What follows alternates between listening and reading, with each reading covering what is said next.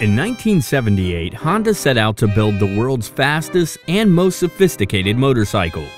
They could have used their already famous and well-received single overhead camshaft CB750 as a starting base, perhaps just increasing displacement to gain extra horsepower. But no, that wasn't good enough for Honda. They wanted a new bike that would eclipse anything offered by their competitors. To create that bike, they turned to their GP Racing 250cc 6-cylinder engines that had proved highly successful on the track. The new bike, to be called the CBX Supersport, would be a GP-derived 1047cc 6-cylinder engine sporting double overhead camshafts, 4 valves per cylinder, and 6 individual carburetors.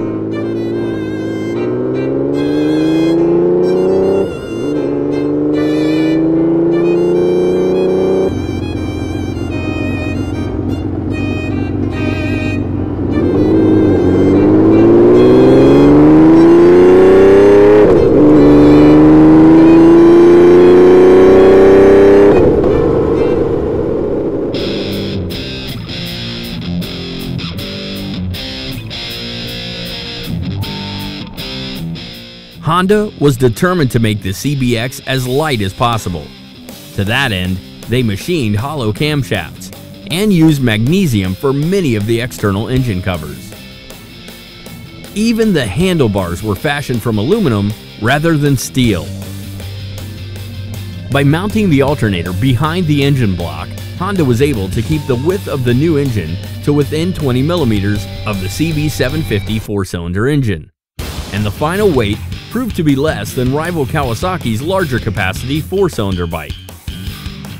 The new CBX made its debut to an eager public in 1978.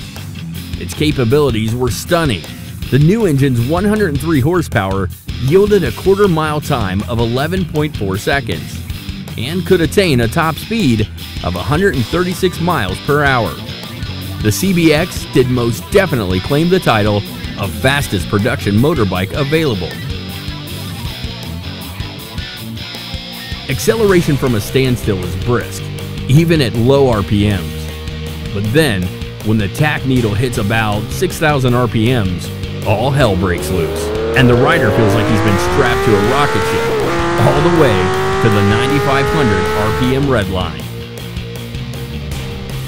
Although the CBX received superlative commentary and rave reviews from journalists at the time, sales were somewhat lackluster. This was attributable to the high price, as well as the public's incorrect perception that the complex engine would be expensive and difficult to maintain. In fact, at the time, there were reports of dealers with scores of CBXs stashed away in warehouses, unable to be sold at any reasonable price. The CBX has proven itself over the years to be extremely reliable, with no major history of any significant defects. The 3 decades-old CBX can still hold its own against modern bikes. In fact, when Honda introduced its retro-style CB1100 in 2013, it was almost the spitting image of the original CBX.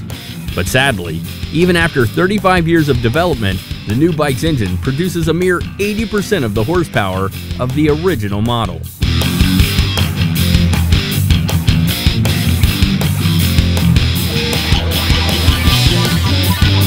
When first mounting the bike, the big 5-gallon tank can look intimidating.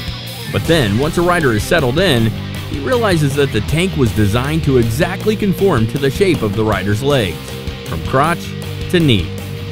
This keeps the rider in close contact with the bike, enhancing the man and machine connection.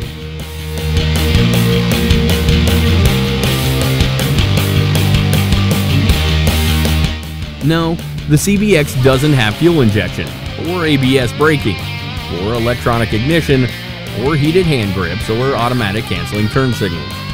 What it does offer is the raw, visceral thrill of man connecting to machine in the most primal manner.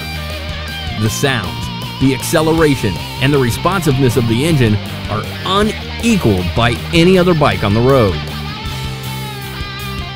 Fast forward some 30 years later, and this incredible machine has received cult status. CBXs in reasonably unaltered condition routinely command prices in the 5-figure range. Bikes in exceptional condition are hard to come by, and when offered for sale, are usually snapped up almost immediately. This bike handles the corners incredibly well, almost too well, as the rider can soon be lulled into believing that any corner can be taken at any speed. And entering a corner is more a matter of the rider thinking about turning rather than exerting any conscious physical movement.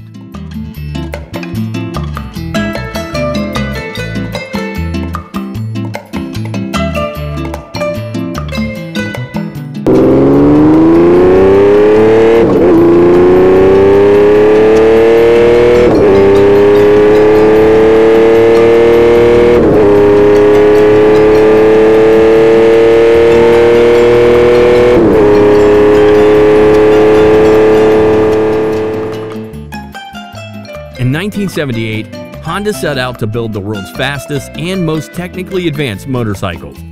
Did they succeed? You be the judge.